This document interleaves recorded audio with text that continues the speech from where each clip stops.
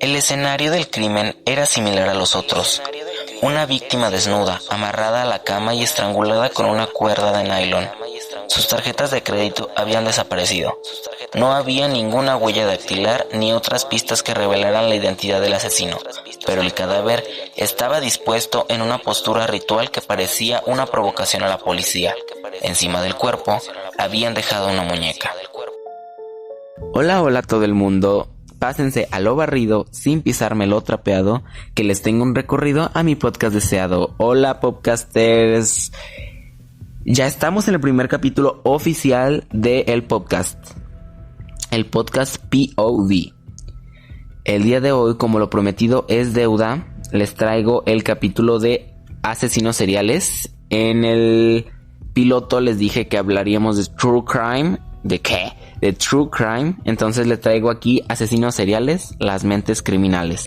El fragmento con el que inicié el capítulo es del libro Dentro del monstruo de Robert K. Ressler. Por si lo gustan leer, está en el internet o en alguna biblioteca, librería, en donde lo encuentren. En este capítulo trataremos de algunos asesinos seriales que fueron los más famosos globalmente. También tenemos asesinos seriales en México, algunos casos recientes y la pregunta de por qué hoy en día ya no son tan comunes como antes. Vamos a comenzar principalmente con la denominación, porque mucha gente se pregunta qué es lo que hace que una persona sí sea un asesino serial y qué es lo que lo diferencia de otra que no lo es. Para empezar, asesino en serie o asesino serial designa a un individuo que asesina a 3 o más personas en un lapso de 30 días o más, con un intervalo de tiempo y o espera entre cada asesinato, y cuya motivación usual es la gratificación psicológica que le proporciona cometer dicho crimen, aunque no necesariamente la única. Los asesinos en serie tienden a ser selectivos al acechar a sus víctimas y lo hacen impulsados por alguna necesidad interior imperiosa. Esto principalmente nos habla de que cualquier persona que mate a más de 3 personas en un lapso de 30 días o más ya es considerado un asesino en serie. Prosigo. Los asesinos en serie normalmente tienen un comportamiento psicopático que coincide con los rasgos comunes de algunos de estos asesinos. Incluye la búsqueda de sensaciones, la falta de remordimiento o culpa, la impulsividad, la necesidad de control y el comportamiento depredador. Los psicópatas pueden parecer normales y a menudo bastante encantadores. Un estado de adaptación que el psiquiatra Herbie Clickley denominó la máscara de la cordura. Nos podemos quedar con este punto muy importante, ya que en muchos registros que tenemos de las personas regularmente no se esperaba que fueran una persona cruel, porque se comportaba correctamente con las demás personas. Entonces, dichos factores deciden que una persona sí es un asesino serial. Vamos a pasar con diferencias entre los tipos. Vamos a desmenuzar un poquito cada uno de estos y les voy a decir quizás un ejemplo o algún elemento más clave. Un asesino en serie es alguien que comete 3 o más asesinatos durante un extenso periodo con un lapso de enfriamiento entre cada crimen. En medio de sus delitos, ellos parecen bastante normales, una condición que Harvey Clickley y Robert Hart llaman máscara de cordura. A menudo existe, pero no siempre, un elemento sexual en este tipo de asesinos. Por ejemplo, Fred West, el asesino del Zodiaco. También tenemos el asesino en masa, que por otra parte es un individuo que comete múltiples asesinatos en una ocasión aislada y en un solo lugar. Los autores suelen suicidarse después. Por consiguiente, el conocimiento de su estado mental y los motivos detrás de sus acciones se dejan muchas veces a la especulación. Los pocos asesinos masivos que han podido ser atrapados afirman que no recuerdan claramente el evento. Algunos de estos ejemplos de asesinos en masa, por ejemplo, pueden ser el del control mental de algunos cultos o religiones que crean suicidios colectivos, pero en realidad ellos son partícipes de la muerte de las personas en ese tipo de rituales, supuestamente. Finalmente, un asesino itinerante, también conocido como asesino relámpago, asesino excursionista o en inglés spree killer, comete múltiples asesinatos en diferentes lugares dentro de un periodo que puede variar desde unas cuantas horas hasta varios días. A diferencia de los asesinos en serie, ellos no vuelven a su comportamiento normal entre asesinatos. Este creo que es el menos común, pero regularmente varía, no en tanto tiempo, sino es como algo constante. Podemos hablar del elemento de fantasía en el desarrollo de los asesinatos en series, que es extremadamente importante, ya que a menudo fantasean acerca de asesinar durante y aún después de la adolescencia. Sueñan despiertos de manera compulsiva sobre dominación, sometimiento y asesinato, usualmente con elementos muy específicos de sus fantasías que después aparecen en sus crímenes reales. Otros disfrutan leyendo historias de sadismo, llenos de violación, tortura, incluso homicidio se puede decir, pero en algunos casos estos rasgos no están presentes, y algunos de estos asesinos en serie presentan uno o más de estos signos de alerta, tanto en su niñez como en su adolescencia, que se le conoce como el conjunto McDonald o la tríada psicopática. También investigué obviamente a qué se refería, y los puntos o los 3 puntos a tomar en cuenta son la piromanía, que es comenzar incendios invariablemente solo por la emoción de destruir cosas, que tu hijo juegue con cerillos, que comience a prender fuego, que quizás queme cosas de tu casa, queme seres vivos, plantas, animales, personas incluso. Uno nunca sabe, que estoy jugando con mi primito y ay, le pasé el encendedor cerca de la cara y se quemó. Qué casualidad, ¿no? El siguiente es la crueldad hacia los animales, que está relacionado con el zoosadismo. Muchos niños pueden tener comportamientos crueles con los animales, como por ejemplo cortarle las patas a las arañas, pero regularmente los asesinos en serie con frecuencia matan animales más grandes, como perros y gatos, y comúnmente para su propio deleite, más aún de solo impresionar a sus amigos. Así que estos regularmente no lo hacen porque mi amigo me dijo que le pegara a ese perro, o mi amigo me dijo que le cortara la oreja a ese gato. Regularmente ellos lo hacen por gusto propio y no para estar quedando bien con su círculo social. Finalmente, la enuresis más allá de la edad en que los niños normalmente superan tal comportamiento. También, obviamente, estos 3 elementos o estos 3 aspectos de la mentalidad de los niños es lo que se conoce como tríada psicopática. Cabría hacer una aclaración que esta tríada, desarrollada en 1963, si no me equivoco, ha sido recientemente cuestionada por otras personas del medio, por otros investigadores, ya que muchos de ellos han afirmado que una vez que el asesino comienza con sus actos, no puede parar, o solo en algunas ocasiones, o sea, en contadas. Algunos sostienen la opinión de que aquellos que no son capaces de controlar sus supuestos impulsos homicidas son más fáciles de atrapar. Eso es lo que dicen, pero pues habrá que ver también. Me hice algunas preguntas que ahora mismo se las voy a contestar. Investigué de algunos asesinos seriales más famosos globalmente. Les tengo exactamente 6 nombres que fueron los que más me llamó la atención. Algunos ya los conocía y otros simplemente jamás había escuchado de ellos, pero sus casos se me hicieron suficientemente impactantes para tener que mencionarlos. Comenzamos con Ted Bundy, que me imagino que si están aquí ya la mayoría sabrá qué es lo que hizo esta terrible persona, si se le puede llamar persona. Fue uno de los asesinos en serie más conocidos de Estados Unidos. Durante la década de 1970 atacaba principalmente a mujeres jóvenes, ganándose su confianza antes de agredirlas.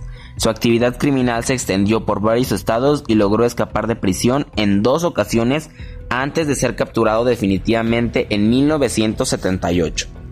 Quiero dejarlo hasta aquí de Ted Bundy porque todavía quiero desarrollar más aún de él, ya que es un tema muy extenso, pero eso lo quiero dejar para más adelante en el capítulo. Sigamos con H.H. Holmes, considerado el primer asesino en serie del país. Operó a fines del siglo XIX en Chicago. Construyó un edificio conocido como el Castillo de los Horrores, donde cometía sus crímenes, y fue condenado por asesinato, aunque confesó haber cometido al menos 27 homicidios. Podemos pasar con Samuel Little, reconocido como el asesino en serie más prolífico de Estados Unidos. Confesó haber asesinado a 93 personas entre 1970 y 2005, y muchas de sus víctimas eran mujeres vulnerables. A pesar de sus múltiples arrestos por otros delitos, no fue condenado por asesinato hasta 2014, o sea, 9 años después de el último cargo que se le acusó. Y ahí se ve realmente la impunidad. Podemos seguir con Gary Ridgway, apodado el asesino de Green River. Es responsable de la muerte de al menos 49 mujeres en noroeste de Estados Unidos. Sus crímenes ocurrieron durante décadas antes de ser arrestado en 2001. Posteriormente se declaró culpable de múltiples asesinatos. Otro ejemplo de la impunidad. Décadas después, hasta 2001, fue arrestado. No puedo creerlo. Jeffrey Dahmer, que creo que es otro de los más conocidos, apodado el carnicero de Milwaukee, asesinó a 15 hombres y jóvenes entre finales de los años 70 y principios de los 90. Sus crímenes incluyeron actos de extrema violencia y conservación de restos humanos. Fue capturado en 1991. Y finalmente, el último nombre que les tengo en este aspecto de los más famosos, tengo a John Wayne Gacy, conocido como el payaso asesino. Mató a al menos 33 jóvenes en la década de 1970 en Chicago. Era una figura aparentemente respetable en su comunidad, lo que ocultó sus crímenes durante años. Fue declarado culpable y condenado a muerte. Y este tipo de casos me impacta demasiado porque mucha gente realmente no lo ve tan sorprendente o lo ve como algo común, o hay gente que dice, solo mató 13. Yo escuché de uno que mató 73. Y lo ven tan común y lo ven tan regular. O sea, el hecho de matar a el hecho de pensar en matar a una sola persona ya es terrible, pero así es la gente. Ahora me quiero enfocar un poquito más en asesinos seriales aquí, en México. Tengo 3 nombres exactos. A los 3 ya los conocía un poquito. El primero que voy a mencionar, que era conocido como el Chalequero, era el que menos conocía de los 3, pero igualmente ya había escuchado su nombre. Francisco Guerrero, el Chalequero, mató a 20 prostitutas entre 1880 y 1888, o sea, 8 años. En 8 años mató a 20 personas. Las crónicas de la época lo describen como un hombre que, a pesar de ser casi analfabeto, actuaba de manera muy educada con las mujeres para ganar su confianza, pero en realidad era un ser pendenciero, vil, ególatra y manipulador. El mote del Chalequero provino de su estilo de vestir, pues dicen que solía llevar pantalones entallados, fajas y un chaleco. La policía lo detuvo el 13 de febrero de 1888 tras ser denunciado por los vecinos de una de sus víctimas. También se dice que las autoridades no pudieron comprobar su responsabilidad en el resto de los asesinatos, pero uno bastó para que fuera condenado a muerte. Sin embargo, el entonces presidente Porfirio Díaz revocó su sentencia y ordenó una pena de 20 años de prisión en San Juan de Ulúa, nada más. 20 años, de donde fue liberado por error en 1904. Al salir de la cárcel tuvo una última víctima, llamada Antonia, una mujer de edad avanzada a quien violó, golpeó y degolló. Su intención se atribuye a un reportero que investigó el caso y comparó el asesinato con lo ocurrido años atrás.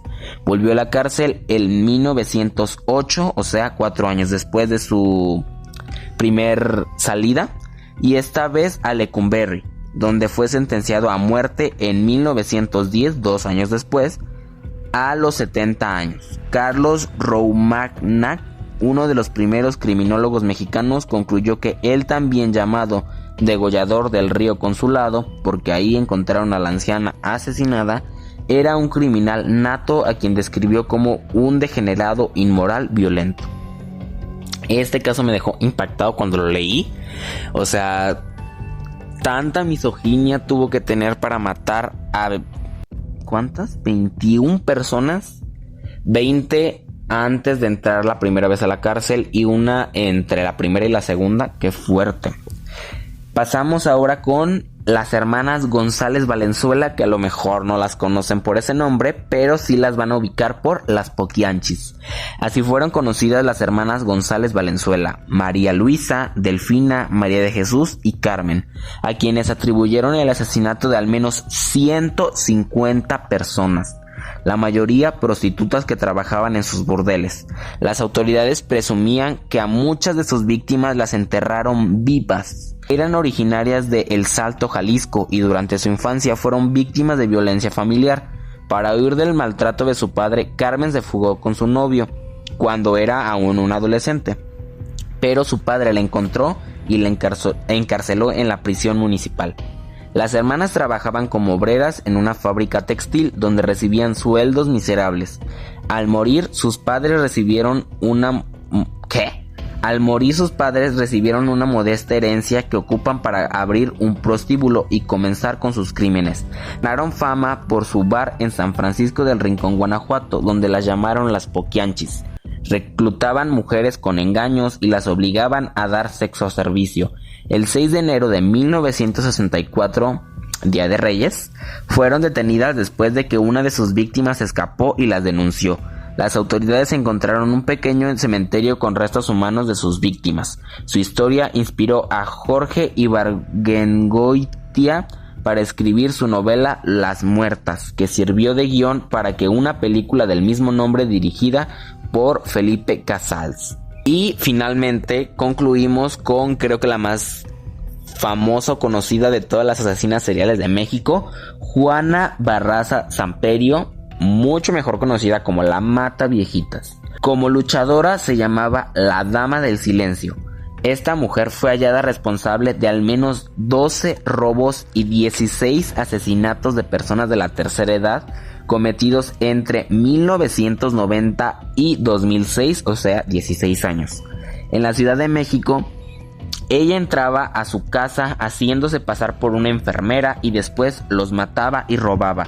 Por ello, la prensa la identificó como la Mataviejitas. Fue sentenciada a 759 años de cárcel. Ya nadie sobrevive a eso. O sea, son como lo de 8 vidas que te dijera. Y sigue presa en el penal de Santa Marta, donde ha reclamado su inocencia en distintas entrevistas con la prensa. Tras 9 años en prisión, en julio de 2015 contrajo matrimonio con otro interno, pero un año después se divorciaron, obviamente. Un dato llamaba la atención de ella: siempre vestía de rojo al cometer sus crímenes. A mí se me hace muy interesante este aspecto de que muchos criminales eran realmente inteligentes, eran realmente persuasivos, y en vez de usar esa inteligencia para el bien, lo utilizaban para que no descubrieran sus fechorías, ¿saben? O sea, es muy feo darse cuenta que la habilidad que muchos tienen la utilizan para el mal. Podemos pasar ahora sí a los casos más recientes en México.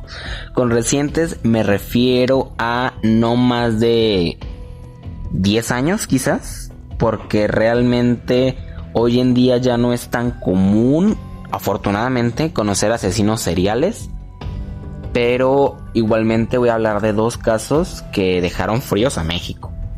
Comenzamos con el caso de Miguel Cortés Miranda, que conmocionó a la Ciudad de México al revelarse como un presunto asesino serial que operó durante años sin ser detectado. Fue detenido hasta 2024 tras el feminicidio de la joven María José, crimen que permitió descubrir en su domicilio evidencia, restos humanos y objetos vinculados a varias mujeres, lo que llevó a las autoridades a relacionarlo con al menos 7 víctimas. 7 personas muertas por culpa de ese tipo, aunque existían sospechas de muchas más. Su modo de operar incluía acercarse a mujeres de su entorno, ganarse su confianza y atacarlas en espacios privados, mostrando un patrón de violencia repetida y organizada, además de una conducta fría y manipuladora que se reflejó incluso después de su captura. Cuando intentó contactar a familiares de víctimas para decir la verdad, generando indignación y dolor, las investigaciones buscaban dimensionar la magnitud real de sus crímenes y dar respuesta verdadera a las familias. El acusado murió en 2025 dentro del reclusorio Oriente, dejando el caso incompleto. Muchas dudas sobre el número total de víctimas. Esto apenas sucedió, o sea, hace 2 años, apenas lo estaban encerrando. O sea, pudo haberle hecho daño a muchas más mujeres y no hicieron nada. Hasta que él se murió solito, en la cárcel, pero se murió. El caso de Andrés Filomeno Mendoza Celis, conocido como el caníbal de Atizapán, estremeció igualmente a la Ciudad de México y también al Estado de México, ya que se reveló como uno de los peores asesinos seriales del país. Fue detenido en mayo de 2021 tras el feminicidio de Reina González, una mujer de 34 años a quien él conocía y que engañó para llevarla a su casa, donde fue hallada desmembrada por su propio esposo. Este descubrimiento destapó una escena aún más macabra, pues en su domicilio se encontraron miles de restos óseos, correspondientes a al menos 17 mujeres y otras víctimas, evidenciando que durante más de 3 décadas, 30 años, operó con total impunidad, atrayendo a mejores mediante engaños, como promesas de ayuda social o compañía, para así asesinarlas, desmembrarlas y enterrarlas en una habitación subterránea bajo su casa, además de registrar detalles de sus víctimas en libretas y conservar objetos personales, e incluso confesar actos de canibalismo. ¡Qué fuerte! Pese a su imagen pública de vecino amable y activista comunitario, mantenía una vida doble, profundamente violenta, y aunque fue condenado a prisión vitalicia, su caso dejó al descubierto la magnitud de los feminicidios en México y la posibilidad de que existan más víctimas aún no plenamente identificadas. Me acabo de dar cuenta de 2 cosas. La primera, como ya lo comentaba más arriba, aquí se ve que no tenían que ser unas personas malas, ni frías, ni groseras, ni incorrectas, ni sádicas en su vida normal para ser los monstruos que demostraron ser, asesinando a quién sabe cuántas personas. Y la otra cosa de la que me di cuenta es que la mayoría de asesinatos son realizados a mujeres. No digo que todos, pero me estoy dando cuenta que la mayoría, sobre todo en México, eran en contra de mujeres. Así estamos de mal en la sociedad. Finalmente les dejo una pregunta que yo me hice a la hora de investigar los casos recientes en México y por qué había tan pocos a diferencia de antes. ¿Por qué hoy en día no es tan común? Y logré obtener alguna información, se las voy a leer. Hoy en día los asesinos seriales son menos comunes, principalmente porque el entorno que antes les permitía operar ha cambiado radicalmente. Los avances en la criminología y en la ciencia forense, especialmente en el uso del ADN, hacen mucho más fácil identificar y detener a un agresor tras su primer crimen, evitando que repita. Además, la tecnología como los teléfonos móviles, cámaras de vigilancia, registros digitales y otros elementos vuelven a las personas más localizables y reduce el anonimato que antes aprovechaban. A diferencia de épocas como los años 70, donde el autostop, la movilidad constante y la falta de bases de datos facilitaban encontrar víctimas sin dejar rastro, también influyen leyes más estrictas y condenas más largas que impiden la reincidencia, junto con una mejor coordinación policial para conectar casos similares. En conjunto, todo esto ha hecho que cometer múltiples asesinatos sin ser detectados sea mucho más difícil, por lo que aunque este tipo de criminales no ha desaparecido, sí se ha vuelto mucho menos frecuente. Aquí podemos darnos cuenta realmente el por qué ya no es tan constante este tipo de casos, afortunadamente, pero no dejemos de lado que existen asesinos de todas formas, así sean solamente una o dos personas o animales incluso, porque hay personas que matan animales y no se les considera asesinos seriales, pero bueno. Ahora yo quiero hablarles de un caso, un relato que a mí me impactó porque el entorno en el que se desarrolló no es tan alejado al que una persona común vive. Entonces les voy a leer este ejemplo. En 2005, una serie de crímenes comenzó a sembrar miedo en la Ciudad de México. Casualmente todos los casos son en Ciudad de México, pero creo que es más por que allá todo mundo se entera de todo porque tienen de todo. O sea, tienen noticias y revistas y periódicos y de todo. Pero bueno. Hombres eran encontrados muertos, abandonados dentro de maletas en calles y estaciones del metro. Todos con un mismo patrón y una característica en común. Eran homosexuales. La prensa pronto habló de un asesino serial al que llamó el asesino del arco iris, pero su nombre real era Raúl Ociel Marroquín Reyes. Nadie sospechaba de él.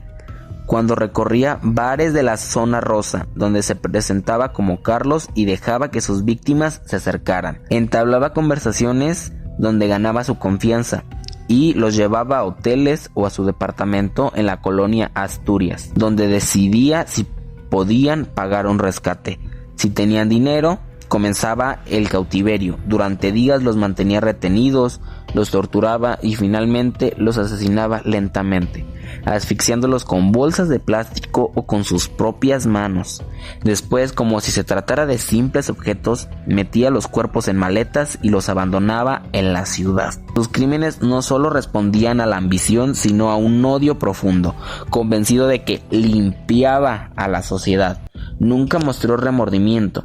Las autoridades, presionadas por el miedo y la atención mediática, lograron capturarlo en enero de 2006. Tras meses de investigación, confesó al menos 4 asesinatos y varios secuestros, aunque siempre se sospechó que fueran más. Su historia reveló no solo la brutalidad de un asesino, sino también cómo la homofobia puede convertirse en violencia extrema, dejando una huella de terror y dolor que aún resuena en la memoria colectiva. Este caso me dejó impactado porque realmente el odio, el coraje, la violencia hoy en día afecta gravemente a las personas más vulnerables, que en este caso son las personas LGBT, las mujeres, las personas migrantes, las personas negras. Entonces se me hace muy feo leer ese tipo de casos donde todo recalca a la violencia, al odio colectivo y a este tipo de casos tan desagradables realmente. Ahora, a razón de este capítulo, les dije que les iba a hablar un poco más de Ted Bundy después, y es porque en algún lugar de noticias de alto impacto me encontré que después de 51 años después, autoridades de Utah cerraron el caso de Ted Bundy al confirmar mediante tecnología moderna de ADN que fue responsable del asesinato de Laura Ann Aime, una joven de 17 años que desapareció en 1974. O sea, un chorronal de tiempo después y apenas están descubriendo que sí fue él. Aunque Bundy había confesado el crimen antes de su ejecución en 1989, nunca dio detalles, por lo que el caso permaneció abierto hasta contar con pruebas concluyentes. Pues lo hubieran encerrado y ya lo hubieran acusado de eso y ya. Él está confesando, independientemente de que él fuera o no fuera el que cometió dicho crimen, ya está confesando. Esa es la arma suficiente para acusarlo del crimen, del asesinato de esa chava. La identificación cierra uno de los muchos crímenes vinculados al asesino, quien actuó en varios estados durante la década de 1970. También leí por ahí que decía que la chava de 17 años, porque era una chava, era una jovencita todavía, había salido a una fiesta de Halloween y ya nunca volvió a su casa. Y es muy feo que las mujeres no puedan salir a ningún lado, no se puedan divertir, no puedan ser mujeres porque las matan. Y no nada más a las mujeres, a todas las personas vulnerables siempre se les ha inculcado que tengan miedo a la hora de salir, porque quién sabe si vayan a regresar a sus casas. Y eso es muy feo. Antes de cerrar completamente con el capítulo, me gustaría decirles, bueno, más que decirles, realizarles una pregunta que los deje pensando un ratito. Porque estos capítulos no solo son para informarse, tanto ustedes como yo, sino es para darnos cuenta de realmente cómo está la sociedad, sobre todo en esta categoría que es polémicas sociales. La pregunta es, ¿qué estamos haciendo nosotros como sociedad para construir un mundo sin odio? Una estructura social sin violencia. Díganme, porque realmente todo el contexto en el que vivimos nos habla de violencia. Y yo no estoy en contra de los videojuegos de armas de fuego, ni estoy en contra de la música bélica, ni de todo ese tipo de temas. Pero hasta cierto punto están de acuerdo con eso, o están normalizando o despenalizando eso, o sea, no literalmente, pero no le están dando la importancia que tiene. El hecho de jugar un juego de pistolas, ya estás quitándole un peso importante que tienen los crímenes reales. Y esto a mí me duele bastante, porque no sé hasta cuándo va a dejar de existir la violencia y el odio. Y quizás ya no son tan comunes los asesinos seriales, pero existen. Y si no existen, también hay asesinos normales, no necesariamente seriales. Yo no necesito que venga un asesino serial para que me pueda matar. Cualquier persona me puede matar por el hecho de ser yo. Y eso mismo pasa con cualquier persona. ¿Por qué estamos dejando esto tan natural, tan libre, tan al aire, tan sencillo, cuando no lo es? Es algo preocupante, es algo terrible leer que existen personas que han matado personas. O sea, no es posible que entre nosotros mismos estemos acabando con nuestras vidas por el coraje y por el odio. Y es muy importante la salud mental. Si hay algún padre, que lo dudo mucho, porque estos hablados míos son más juveniles y más infantiles, aunque pues aquí no tendría que haber niños porque son temas fuertes. Este tipo de temas deberían escuchar a los padres para que lleven al psicólogo a sus hijos. Así ustedes ven a su hijo relajado, feliz, siempre es bueno ayuda psicológica, porque el más mínimo detalle puede hacer el cambio. Si ustedes ven a sus hijos jugando violentamente, que maltratan animales, que disfrutan de ver a las personas lastimándose, no estoy diciendo que sus hijos vayan a ser un asesino en el futuro. Estoy diciendo que lo hagan por su salud mental, porque la violencia nunca es la solución de nada. Entonces, es muy importante estar desde el punto de vista de los asesinos seriales, de las mentes criminales, para darnos cuenta cómo evitar convertirnos en uno, o cómo evitar encontrarnos con uno. Entonces, espero que este capítulo les quede como una reflexión. A lo mejor quedó muy largo, pero es muy importante que lo escuchen todo, que podamos informarnos realmente de con qué estamos conviviendo hoy en día y con qué tuvieron que convivir las décadas pasadas, porque antes los asesinos seriales eran lo de moda, lo más común, lo más regular. Y ahorita la violencia y las agresiones y el odio también es visto como algo común cuando no tiene por qué ser así. Espero les haya gustado bastante.